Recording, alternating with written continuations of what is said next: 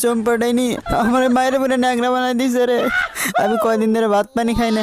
আরে এটা কি রে, খাওয়া যায় নাকি? আরে আমার তো অনেক ক্ষুধা লাগছে।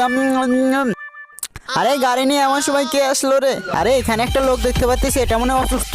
আরে আপনার কি হয়েছে, এইভাবে আপনি এটা খাইতেছেন? আরে লোকটা তো অনেক মায়াবী। রাজু রে দেখ পরি।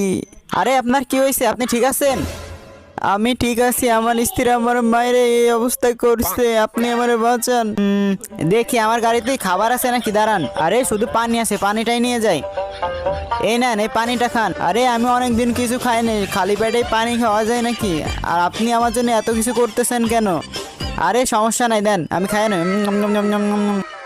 যাক আমার পেট ভরে গেছে, এখন সমস্যা নাই। এই আপনি কি আমার বাড়ি যাবেন? চলেন আপনারা আমার বাড়ি নিয়ে যায়, আপনি আমার বাড়ি থাকবেন।